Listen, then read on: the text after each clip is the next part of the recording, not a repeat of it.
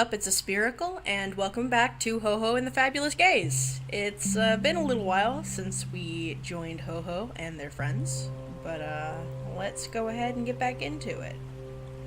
Okay, so I didn't notice when I last came to this part that both of the options say no, not me. It's Kami. Kami's the boss. So, I'm going to go away from just denial of it and be like, and just kind of give it to Kami. So, I screwed up. Sorry, Kami. I was trying to do the right thing, but I should have done what you said. If you thought I had to go to the park, then that was the right call. Kami shakes their head. They walk over to you. The frown on their expression eases. When they speak, their voice is certain and not at all cold. Listen, Hoshi. The call I made was crap. I weighed the odds, and it was pretty much 50-50. Kami smiles. I just thought you'd do better looking after Mako. I know she means a lot to you. You mean a lot to me too, you say. You feel the center of your forehead tighten. You're frowning. You're one of my friends too, Kami. I don't hang out around you just because you're cool.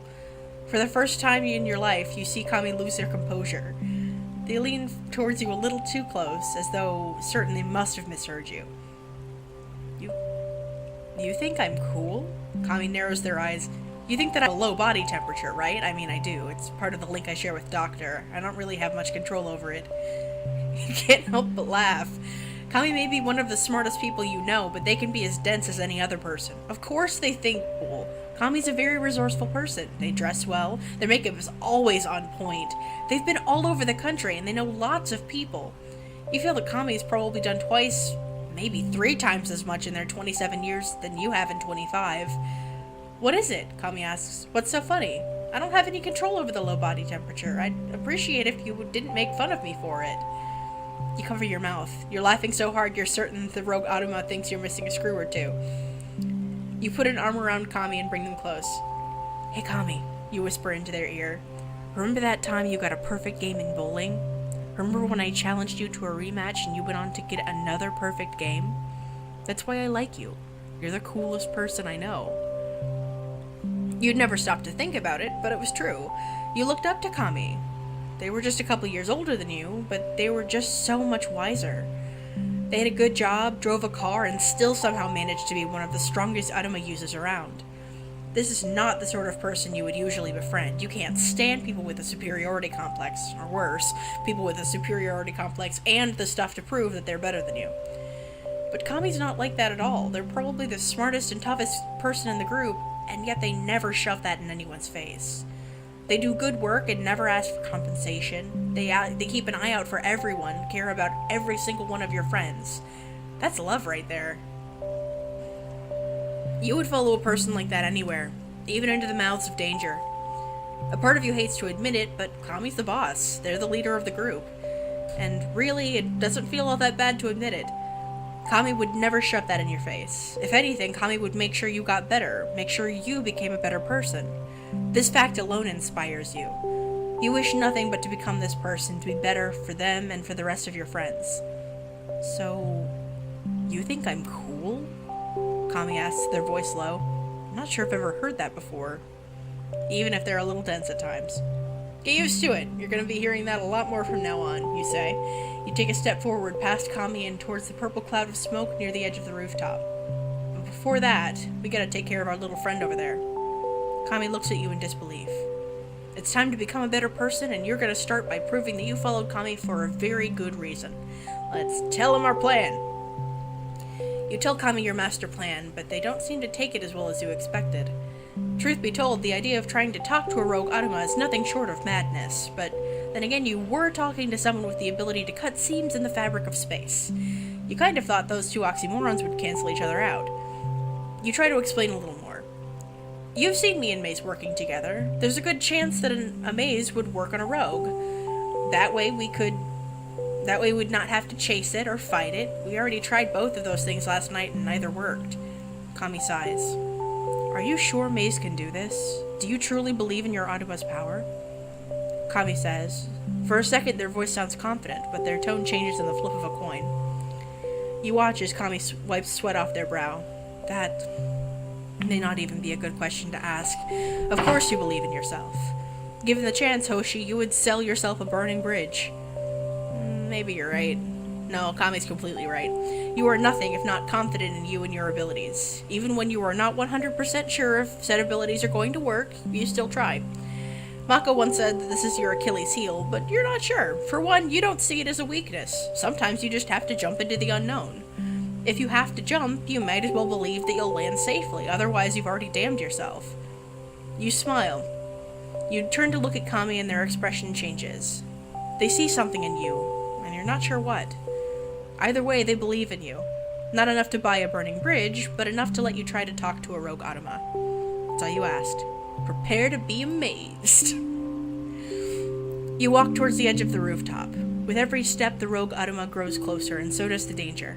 But you are anything but hesitant. You believe in yourself and in your Automa. You take a deep breath. You feel the energy of the dreaming world flowing all inside of you. You exist simultaneously within both dimensions. You are the key between two realms. All you need to do now is open the door. You reach within yourself. The corners of your eyes are stained with colors that do not exist in the dream or in reality. These are the secret colors to your own personal world. Within this world, the blackness in the sky is unlike any you've ever seen. The whiteness in the sand will never be reproduced anywhere else. This place is your place, and upon this chamber your vigilant dancers await. You call upon the red dancer, you offer them your hand, and they take it. Let us dance, master. Let us dance to the song that plays when worlds come to an end. You blink your eyes and find yourself again in the world of the living. You feel a warm, inviting presence hovering beside you. You feel Maze's hands on your shoulders. You're ready. Daze may be a physical adept and a cat burglar, but Maze is just as useful. When you first discovered the true nature of the soul you found within yourself, a familiar voice, your voice, this is the voice that you've always relied upon when you wanted to impress a pretty thing, or when you wanted to get yourself out of trouble. Someone once told you that you had a silver tongue. They were wrong. Your tongue is red as Maze's. You open your mouth, but your words do not sound within the physical world. The conversation you're about to have is to take place in the realm of the mind, in a labyrinth of Maze's making. Hello there! We met yesterday. Do you remember me? I was hoping we could talk. You notice a sudden jerk to the cloud of smoke. Through the screen of purple, you see a humanoid outline. It looks slightly female. Had you not known better, you would think it was an outline of you. The rogue Automa moves closer, and you feel your nostrils stinging with a bitter scent. You don't smell it as much as it directly projects unease and pain into the center of your nose. You know what this means. The pain you're feeling is spiritual, not physical. The rogue is projecting this aura. They might still have control over their actions. You must talk to them. Let me amaze you. You reach out to Maze's power. Through sheer willpower alone, you begin erecting walls. Labyrinths are meant to trap people in, but not yours. These walls inspire only freedom. You feel the center of your throat growing hot. The words you speak do not sound within the physical world, and yet you can still feel them in your body. You can only wonder what the rogue is feeling. I just want to talk, nothing else. That's why I'm willing to stand so close to the ledge. I mean, you could push me off at any second. I would fall to the street and end up a bloody pancake. The humanoid outline within the smoke grows darker. You squint your eyes and can barely make out the details on the Automa's face. They have long eyes and a thin mouth. They're frowning. Suddenly, you hear their voice. It's quiet, almost too quiet, but you can just barely hear them over the traffic below and the sounds of a fire truck rolling by. I don't want to hurt you. We don't want to hurt you either. Little by little, the rogue Automa takes form. Their body becomes more defined. You can see their feminine features and the wild head of purple hair that dissipates into the cloud of smoke around them. The Automa speaks, and you can tell that they're not talking to you. They're talking to themselves. Their words resonate off the walls of the labyrinth. It's cool. I never wanted to hurt anyone. You can feel Maze's power in action. With every passing second, more and more walls take form within the mental link.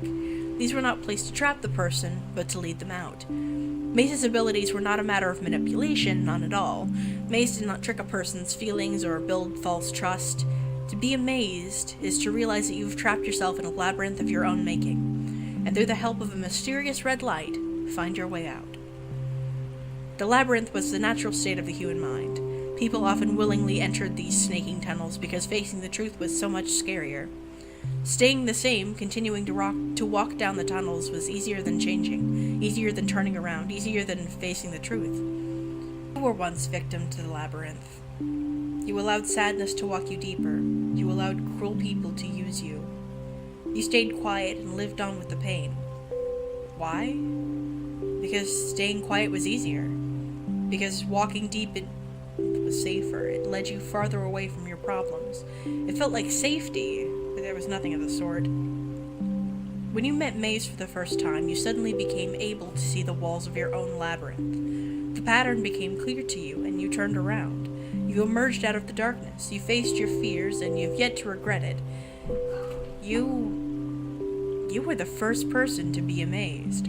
You listened to the strange words of that red voice. You followed that red light. Before you knew it, you'd emerged from the darkness. You'd stepped out of the fear and the lies. Your life became anew.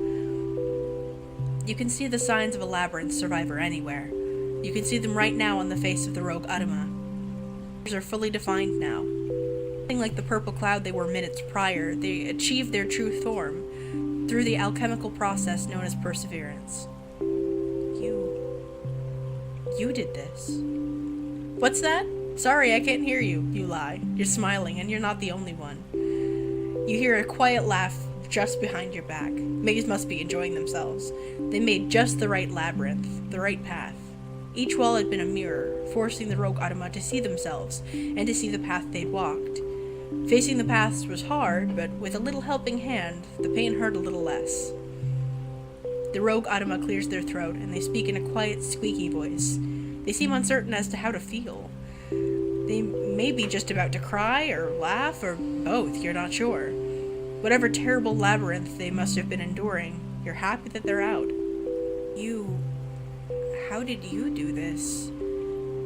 I know it's you. I haven't felt like this. I haven't felt anything since I died. And now you show up, twiddle your magic wand, and I'm whole again? They died? That meant that the rogue Adama had once been alive, or at least a part of them. You find this very interesting. After all, you and the gang have come upon rogue Adamas that regained a slight sense of humanity, but never enough to formulate sentences. Most peaceful rogues were more like domesticated dogs than anything else. Rogue, though. They had not only overcome their desire for mayhem, but also seemed, well, human. You feel yourself smiling. This rogue, they could prove to be quite useful. You could get used to this. You feel a slight cold wind swirl past you, and suddenly Kami is right next to you, or rather a step ahead of you. Interesting. A rogue Adama that has regained full humanity. Kami leans closer to the rogue, almost close enough to put themselves in danger of falling. Kami nods to themselves and then turns to address the rogue. Greetings, Adama. My name is Camilla. I apologize for chasing you all over town last night, but that was a mistake on our part. I hereby would like to express my deepest Kami, why in the hell are you sweet-talking the Adama, you ask? As I was saying before I was rudely interrupted, I'm deeply sorry for what happened between us. Please, I would like to make it up to you. Something seems a little bit off. Kami's voice is cool, almost too cool. You can't help but feel like they're making a sale or trying to get someone on their good side. Oh, of course. Kami is always one step ahead of everyone else, even you. I would like to formally invite you to be a part of our group, Kami says. They stretch an arm towards the Adama, as though to take their hand. You'll be in good company. We'll keep you safe. No, we can't have that! You're speaking so loudly you're almost shouting. Kami turns to look at you, puzzled.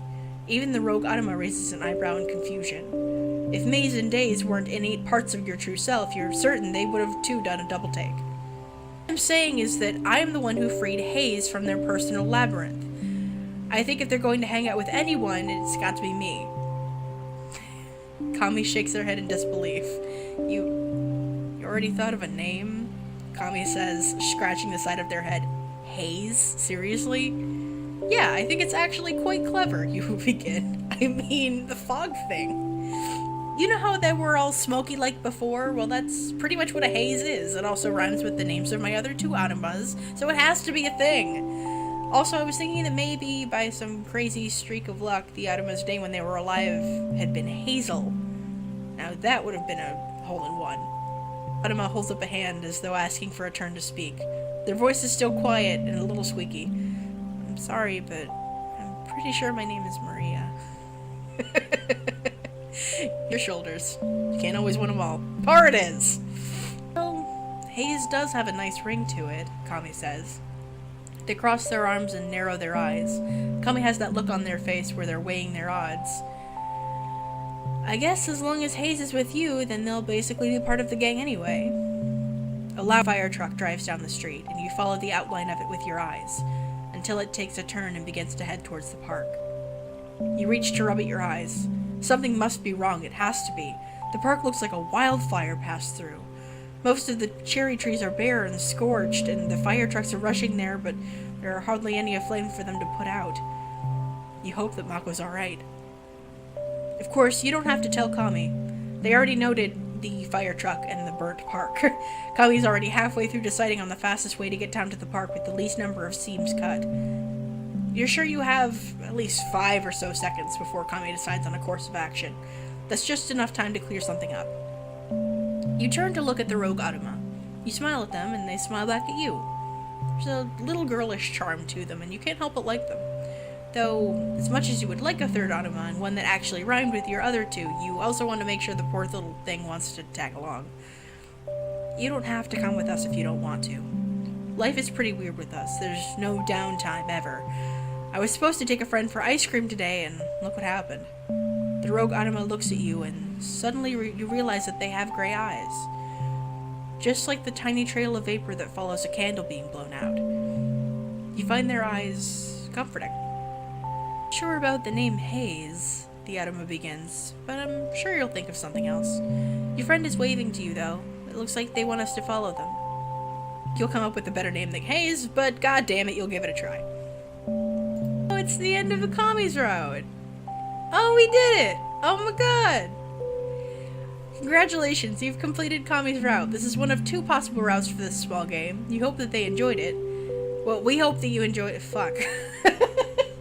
We hope you enjoyed it. Also, by the way, did you read the alternate version of Kami's special event? You should go back and give that a read. I didn't. Oh, and one more thing. As previously mentioned, this is one of 2 possible routes. If you would like to see how things unfold in Mako's route, let me give you a little cheaty trick. You can click here to head back to the fork in the road that decides your route. Don't say that I never gave you anything. Yes. This game of interactive fiction was made as an entry for the NBJM 2016. It was written, edited, and coded in just under 3 days, which is amazing, by the way. Props to M. Kirin, who is the writer here. If you would like to learn more about the project and the person who made it, feel free to read the About page. Thanks for playing. Okay, so we did it, guys. We finished Kami's route, and we got a new Automa, which is fucking sick. I hope Mako's okay. I can absolutely go back in and do Mako's route if you guys want me to, but I'm going to leave it up to you. If you see all of these and you'd like me to go back through it, leave a comment, send me a message on Twitter, Facebook, here, whatever you guys want to do. I'm also considering doing another video this weekend, of Stardew Valley, just because, I mean, kind of get through the series a little faster. But, yeah. If you guys want me to do the Mako route, then let me know. Otherwise, this has been HoHo and the Fabulous Gaze. M. Kirin is awesome, and this was an amazing story, and I really enjoyed it. So thank you guys so much for watching and checking me out. I will again leave a link to this story in the description so you can go and play it for yourself. And I will see you guys in another video. Bye-bye.